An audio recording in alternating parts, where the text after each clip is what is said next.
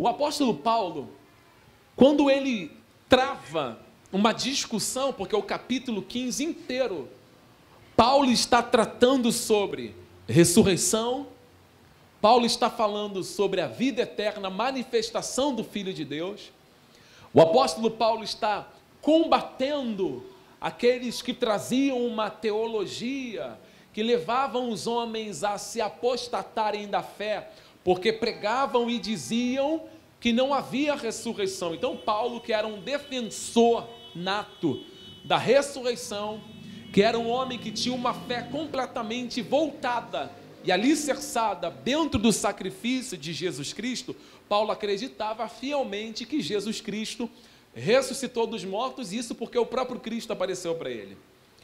Então Paulo, na igreja de Corinto, e foi uma igreja que ele estabelece quando ele viaja dentro das suas viagens missionárias, e não só Paulo estabeleceu a igreja em Corinto, Paulo teve um grande ajudador que foi Apolo.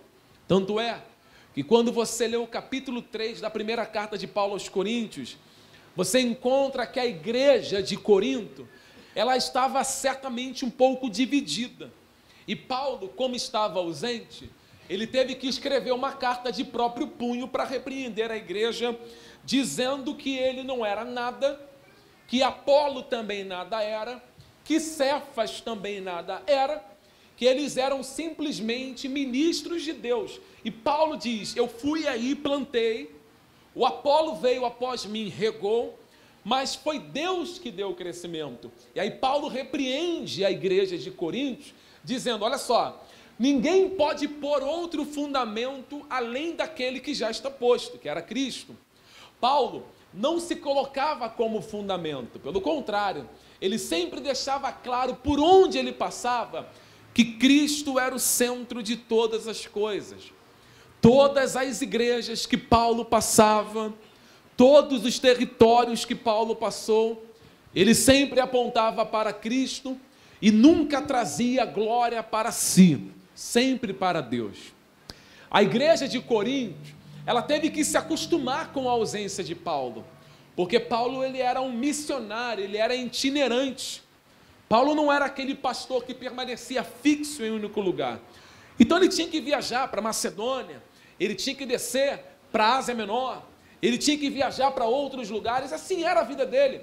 Só que a igreja de Corinto, ela tinha outros doutores, ou aqueles que se achavam doutores.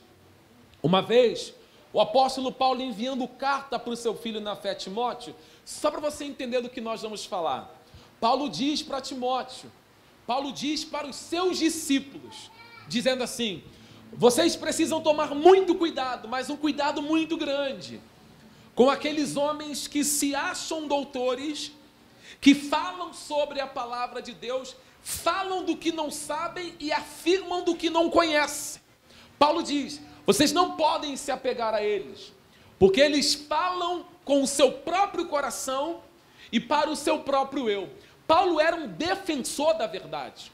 Paulo era um homem que lutava pela verdade. Ele não tinha uma bandeira, apóstolo Paulo. A bandeira de Paulo era Cristo, o céu, o reino. A nossa bandeira não é o ministério mais desejado. Este é simplesmente o nome que nós tivemos que colocar para termos um CNPJ. Somente isso. Mas isso aqui nada é. Nós só temos que anunciar Cristo, porque é Ele que salva, é Ele que restaura, é Ele que é o Senhor de todos, e é somente Cristo que tem que ser o centro de toda a igreja. Porém, Paulo tem um problema. Na igreja de Corinto, há pessoas que combatem, dizendo que a ressurreição não existe, que os homens deveriam não se importar muito com isso. E aí Paulo recebe essa informação por carta. Quando a carta chega para Paulo, Paulo imediatamente escreve uma carta para a igreja de Corinto. O capítulo 15, ele é extenso, e hoje você vai ler ele inteiro comigo. É um capítulo tão extenso que não tem como pregar somente o versículo 55 e irmos embora para falarmos sobre vitória. Para falarmos desta vitória que Paulo cita no versículo 55, 54, 55, nós temos que entender do que Paulo está falando. Por que Paulo diz que tragada foi a morte na vitória? Por que Paulo usa a palavra aguilhão? Você já parou para pensar o que significa o nome aguilhão? Ou o que é um aguilhão? Você alguma vez na vida correu, pegou um dicionário grego para ler o que significa aguilhão? Você já parou para pensar por que Paulo usa uma palavra neste nível? Paulo está dando uma informação que, lendo a olho nu, nós que estamos aqui, muitos outros que não estão, que vão nos assistir pelo nosso canal no YouTube, eles pensam que Paulo está falando de coisa supérflua. Não, Paulo está falando de uma coisa profunda. Paulo está citando aqui no capítulo de número 15, versículo 55, algo que já tinha sido profetizado antes por Isaías, algo que já tinha sido profetizado antes por Oséias. Paulo está falando de algo que não é novo para ele. Ele está falando algo que é novo para quem está ouvindo ele. A igreja de Corinto era uma igreja desinformada. E o que mais mata hoje é a desinformação. Você não conhecer as Escrituras, você não ter profundidade nas Escrituras, ou receber um evangelho que seja raso, você vai achar que até a heresia é voz de Deus. Você vai achar que a pregação pode ser linda, ela pode ser cheia de hermenêutica, ela pode ser cheia de palavras de efeito, ela pode vir embutida até com esse título.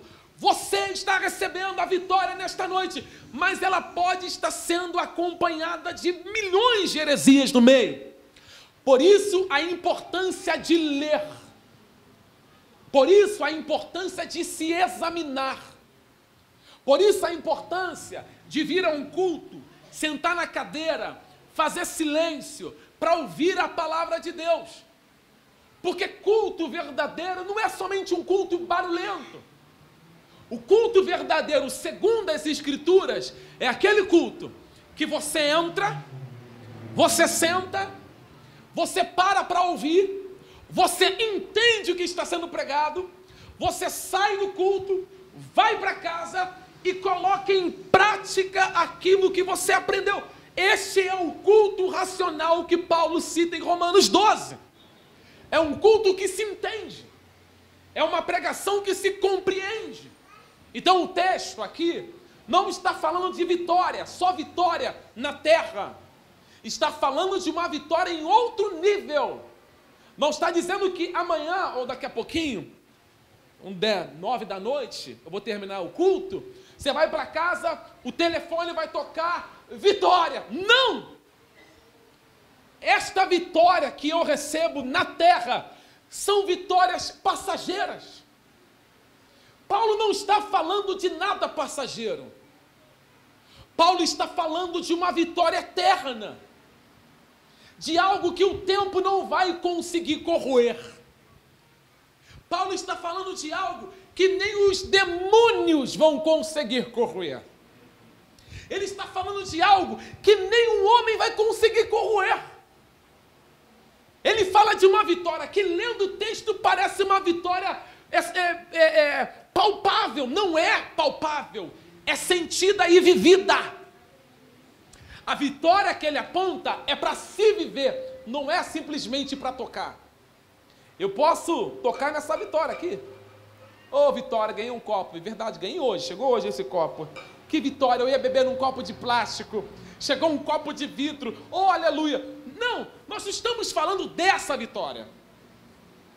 Ensinaram a igreja que vitória é vitória sem ser vitória.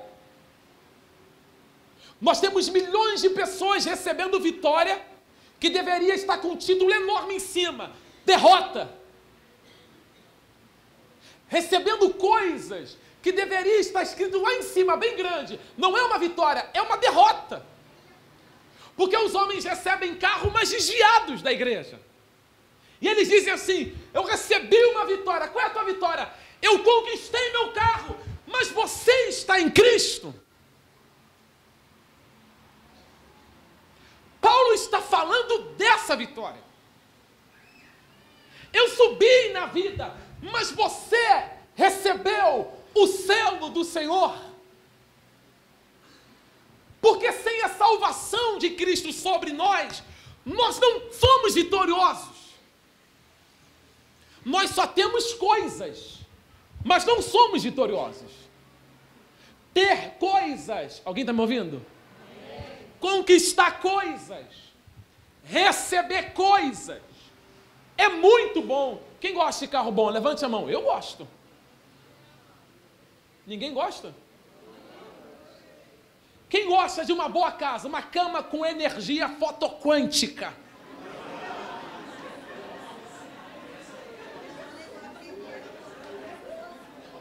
Nem sabe o que é, né?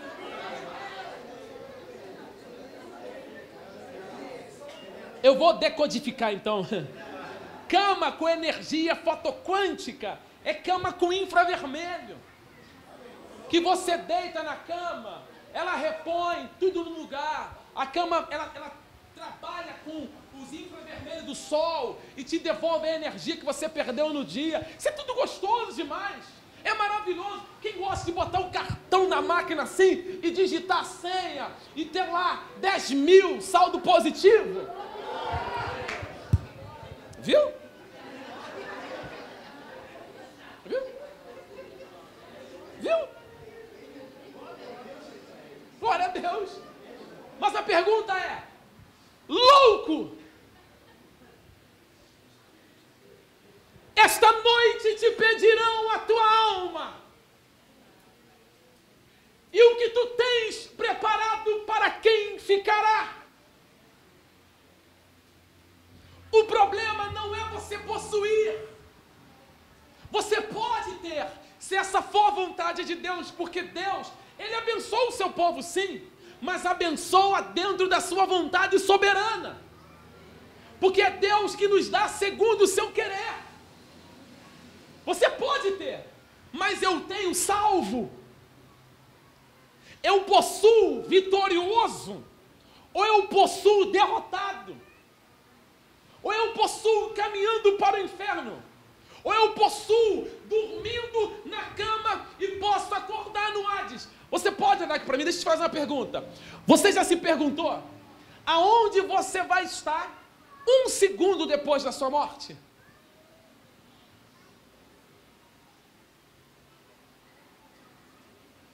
Já se fez essa pergunta?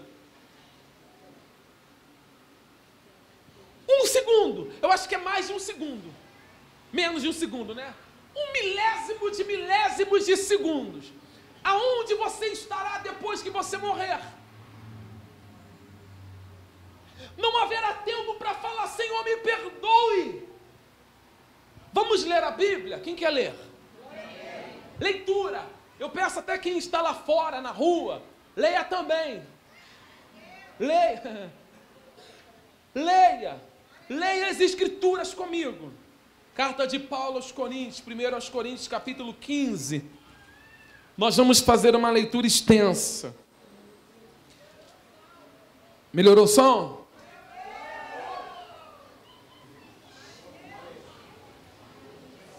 Vou encostar aqui, ó. Tá dando para me ouvir agora? Cadê o João? Ô, João, aumenta o PA aí, João. Vamos lá.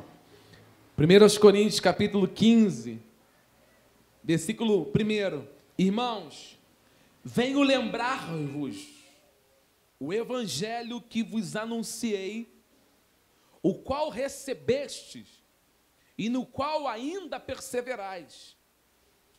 Por ele também sois salvos, se retiverdes a palavra tal como vou-la preguei, a menos que tenhas crido em vão. Antes de tudo, vos entreguei o que também eu recebi, que Cristo morreu pelos nossos pecados segundo as Escrituras, e que foi sepultado e ressuscitou ao terceiro dia, segundo as Escrituras, e apareceu a Cefas, e depois aos 12, e depois foi visto por mais de 500 irmãos de uma só vez, dos quais a maioria sobrevive até agora. Porém, alguns já dormem. depois foi visto por Tiago, mais tarde por todos os apóstolos, e afinal, depois de todos, foi visto também por mim, como por um nascido fora do tempo, porque eu sou o menor dos apóstolos, que mesmo não sou digno de ser chamado apóstolo, pois eu persegui a igreja de Deus, mas, pela graça de Deus, sou o que sou, e a sua graça me foi concedida, não se tornou vã, antes eu trabalhei muito mais do que todos eles, todavia, não eu, mas a graça de Deus comigo. Portanto, seja eu ou sejam eles, assim pregamos e assim cremos. Ora, se é corrente pregar-se que Cristo ressuscitou dentre os mortos, como, pois, afirmam alguns dentre vós que não há ressurreição de mortos? Se não há ressurreição de mortos, então Cristo não ressuscitou? E se Cristo não ressuscitou, é vã a nossa pregação e vã a vossa fé? E somos tidos por falsas testemunhas de Deus, porque temos asseverado contra Deus que Ele ressuscitou a Cristo, a qual Ele não ressuscitou. Se é certo que os mortos não ressuscitam, porque se os mortos não ressuscitam, também Cristo não ressuscitou, e se Cristo não ressuscitou, é vã a vossa fé, e ainda permaneceis nos vossos pecados. E ainda mais, os que dormiram em Cristo pereceram. Se a nossa esperança em Cristo se limita apenas a esta vida, somos os mais miseráveis de todos os homens. Olhem todos aqui para mim. Havia aqueles que estavam brigando, apontando que o viver agora. Quem já ouviu alguém dizer assim: a vida é passageira, vamos viver. A vida que nós levamos aqui, a vida que nós queremos desfrutar aqui, a vida que nós estamos desfrutando aqui em Cristo, ela realmente é passageira. Mas você sabia que nós, vivendo esta vida, devemos viver para a glória de Deus? Nós não podemos viver para a glória nossa. O apóstolo Paulo diz assim: o reino de Deus, ele não é nem comida, nem bebida, mas o reino de Deus, ele é gozo, é paz e alegria no Espírito Santo. O texto nos mostra que haviam gentes que estavam discutindo e dizendo assim: não há ressurreição. Essa história de ressurreição dos mortos é para engabelar vocês. Essa história de céu, essa história de inferno, essa história de arrebatamento de igreja, irmãos, sejam felizes, isso é coisa de religioso. Pastor Renato Vargens, quando nós estávamos em Pernambuco, em Campina Grande, Paraíba, estudando, ele disse uma coisa que eu nunca mais esqueci. Ele disse assim: hoje em dia virou moda chamar de herege quem prega o evangelho verdadeiro. Estão chamando aqueles que pregam somente a escritura de religiosos, de hereges, de maluco, de quadrado, de retângulo. Porque nós estamos pregando somente a palavra. E nós estamos ensinando às pessoas que o melhor lugar para se passar a eternidade é no céu. Porque nós estamos focando em levar pessoas a crerem que existe uma glória nos esperando. E nós estamos sendo apontados. Eu fui chamado de quadrado, retângulo, maluco. Falaram que não era para, nós vai atrás desse pastor aí que ele só ensina coisa que não é bíblica. Então, se nós estamos ensinando o que não é bíblico, nós estamos pregando o que é vão. Nós estamos loucos. Paulo está dizendo, peraí, se nós estamos pregando um Cristo ressuscitado, vã é a minha fé. A minha fé é vã. Se vocês estão achando que Cristo não ressuscitou, todo o meu trabalho é vão. Se eu estou pregando que Cristo ressuscitou, e há alguns entre vós que estão pregando um outro evangelho, que estão dizendo que Cristo não ressuscitou e que não há ressurreição, é vão. Você imagina, nós estamos ensinando que a igreja não é um palco de comércio. Nós estamos ensinando que na igreja não se pode comercializar a fé. Nós estamos ensinando que a igreja não pode viver de campanha. Nós estamos ensinando que todas essas coisas são antibíblicas. Nós estamos ensinando na igreja, no púlpito e com responsabilidade, sem medo de se esconder. Estamos ensinando que não se pode colocar faca no pescoço de ninguém e obrigar a pessoa a devolver a 10ª parte no altar, ameaçando ela, dizendo que ela vai para o inferno. E alguém está dizendo assim, isso não é bíblico. Eu desafio me mostrar que é bíblico. Então quer dizer que se uma pessoa, ela não vai lá, ela não separa a 10ª parte, ela vem no altar e entrega 10% do que ela recebe, ela morre, ela vai para o inferno, então o sacrifício de Cristo é vão.